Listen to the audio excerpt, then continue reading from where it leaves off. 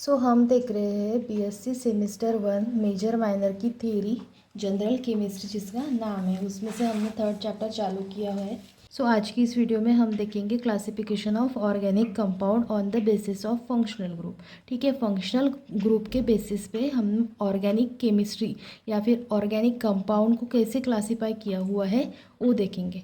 ठीक है, first is functional group in the field of organic chemistry are the substituent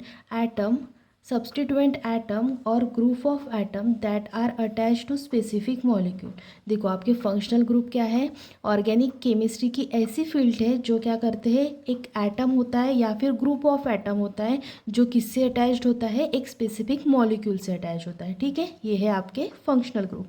A functional group is defined as an atom or group of atom that gives some characteristic properties of an organic compound।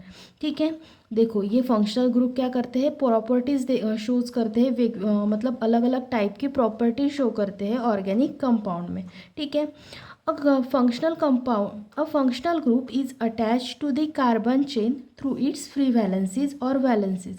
ठीक है, देखो ये functional group कहाँ पे attached होते हैं, जैसे कि देखो ये कार्बन की चेन है CH3 CH2 CH2 and CH2।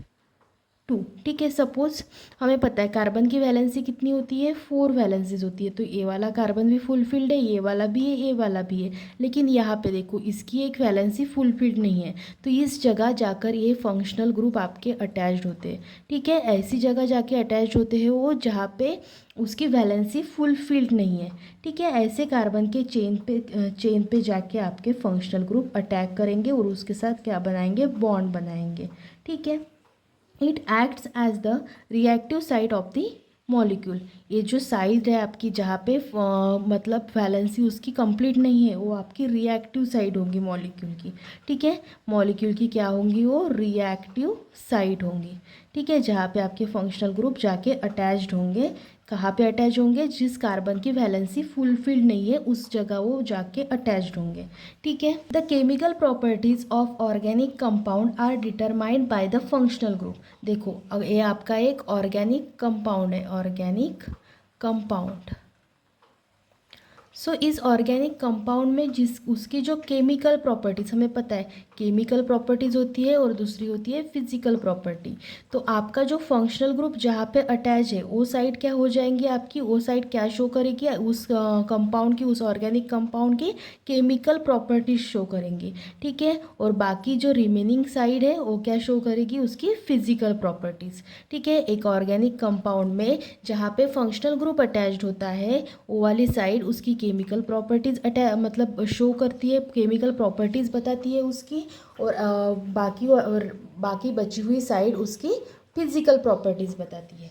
ठीक है, वेरियस क्लासेस और families of organic compound are shown in the table below along with their functional group। यहाँ पे आपकी बुक में एक टेबल दिया हुआ है।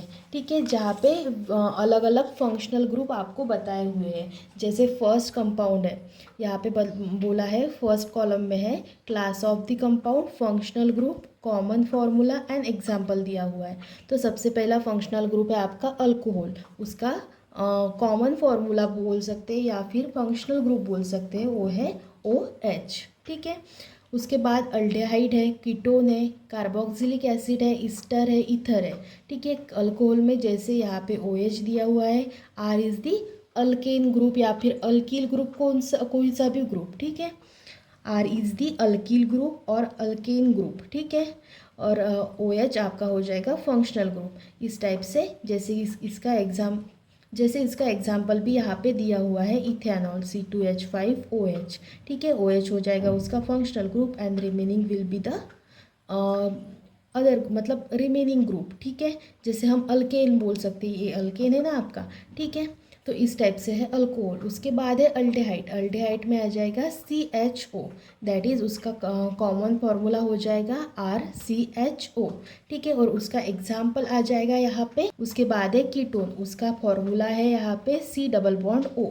एंड उसको अल्केन लगाएंगे तो वो ऐसा हो जाएगा, ठीक है। ये जो फ्री वैलेंसी है यहाँ पे अल्केन लगेंगे, ठीक है, वो हो जाएगा फिर एसीटोन। उसका एग्जाम्पल है एसीटोन, दैट इज CH3COOCH3, ठीक है। उसके बाद है यहाँ पे कार्बोक्सिलिक एसिड। कार्बोक्सिलिक एसिड का फॉर्मूला है COOH, दैट इज RCOOH हो जाएगा ये, अगर हम यहाँ पे अल्केन आ जाएगा तो, ठीक है। और उसका एग्जाम्पल दिया हुआ है यहाँ पे acetic acid, that is CH3COOH।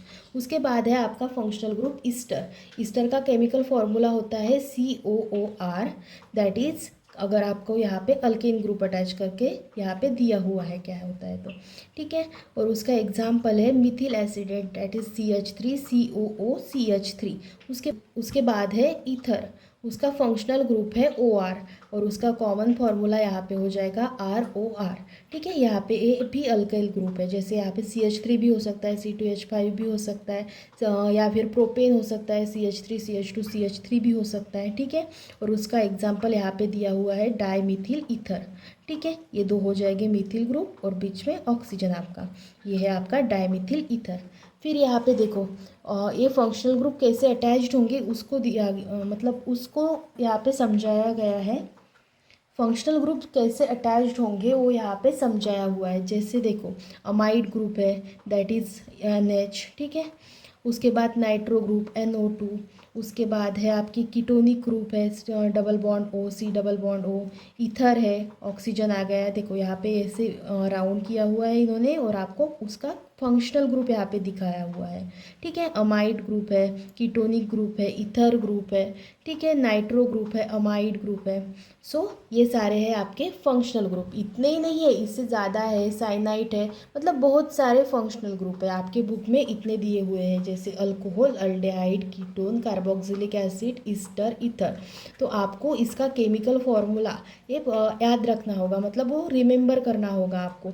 जैसे अल्कोहल का हो गया OH, अल्डेहाइड का हो गया CHO, कीटोन का हो गया C double bond O, carboxylic acid का हो गया COOH, ईस्टर का COOR, ईथर का OR, ठीक है। इस टाइप से आपके हो जाएंगे ये फंक्शनल ग्रुप। और इस फंक्शनल ग्रुप को मतलब कौन सा फंक्शनल ग्रुप अटैच्ड है उस टाइप से हम उसको क्लासीफाई कर सकते हैं, किसको, आपके ऑर्गेनिक कंपाउंड को, ठीक है। कौन सा फंक्शनल ग्रुप प्रेजेंट है उसके हिसाब से यहाँ पे क्लासिफिकेशन किया हुआ है आपके ऑर्गेनिक कंपाउंड का।